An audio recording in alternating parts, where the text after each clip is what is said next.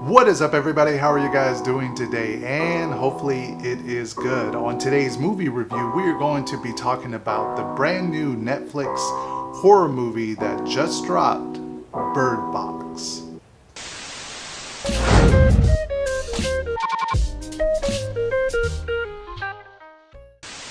Okay, so before we get to the review, I'm just gonna state this right at the start.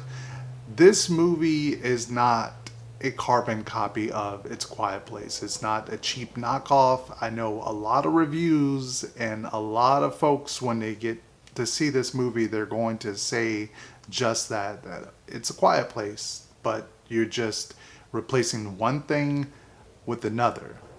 If you do not know what Bird Box is, let me explain. So Bird Box tells the story of a force that has ascended itself upon Earth, causing anybody to basically make eye contact with it to do very bad things. Now we follow Sandra Bullock's character Mallory into this journey of motherhood caused in the middle of this chaotic world that's going on around her.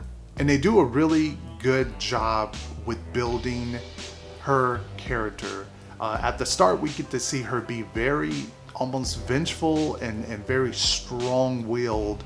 And then the story kind of cuts back a few years before, right before the chaos starts. And so you kind of get to see what she was to be as a normal character, and I really like that kind of setup as opposed to It's a Quiet Place where they kind of skip over a lot of the pre-setup. This one is more of a slower approach, but it's not too slow because within the first 20 minutes, I want to say 20-25 minutes of this movie, all hell breaks loose. And once it starts, it's pretty exciting, it's terrifying, it's thrilling, not to mention, and let's go back a couple steps, we get to see that Sarah Paulson and Sandra Bullock's character, we get to see how they kind of interact with each other and how they play off their words and their jokes because they're sisters.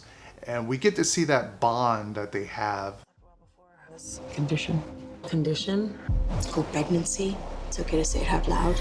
Mallory's character kind of come out of her shell as opposed to midway through this movie where she's a little more sheltered and a little more quiet and confined. It's really kind of cool to see her character kind of go through all these different character traits and elements. And I won't spoil anything, but Sarah Paulson should have been in this movie a bit more. Boy, can she really just steal a performance. Oh my God. And then she saw something. When something happens, I'm just gonna say her scene, it really is terrifying. Like you get some chills about what maybe she might be experiencing. And there are basically like three main characters that you spend the most time with, as opposed to when Mallory gets to the destination that she's getting to survive. Really, there's only three characters. It's Sandra Bullock, it's Trevette Rhodes, and John Malkovich. And while they do a good enough job, it feels as though a lot of these characters are kind of put in, I call them characteristic boxes. So it's like, you're the smart but dumb one, you're the a-hole, you're the shy but the strong survivor, you're the caring one. That's a little on the generic kind of performance trait of some of the extras. They're just kind of there and they're kind of in the background. You don't really care too much about them. And let me talk about the Force. I call it the Force, they call it the Thing, they call it creatures. It's not really ever explained. So if you're one of those folks that get angry or you're upset when they don't explain things, the movie might upset you. They never once explain what these are or where did they come from, what's causing them. You never get to see them. And I kind of like that aspect. I like that it gives us just enough to kind of go off on our own imagination and exploring things on our own to kind of figure it out for ourselves, what we think it is. All around, I think this was a fantastic movie. I enjoyed it from start to finish. It's a little long, a little bit, just a little bit too long. But there's not really too many parts I could have said. They could have clipped 20 minutes here or anything. It keeps the pace going very, very well. It keeps you on the edge of your seat.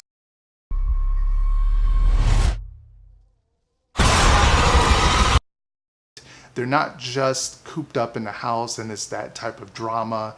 Like I said, it cuts back between the past and the present, but it does it at the right moments, and it does it enough to kind of just refresh the movie. And also it leaves you more intrigued of what happens in the past with some of these characters, and what also builds Mallory to be that strong survivor that she is, that you see in the present time. So yeah, if you like It's a Quiet Place, The Happening, The Signal, 28 Weeks Later, it feels like all of these movies kind of bunched up together and done pretty well, I have to say. It's definitely probably going on my list of best horror movies of 2018. Shameless plug, stick around for that. That's going to be coming to the channel very, very soon. If you're not really into the more simple horror movies, like if Hereditary is, you know, your top horror movie, you probably won't enjoy the simpleness of this movie, but I enjoyed the ride. So if you saw the movie, what did you think? Leave it down in the comment section as well. Leave this video a thumbs up and subscribe to the channel if you haven't already. We will be having our best of horror of 2018 list coming very, very soon to the channel. All right, guys, peace out.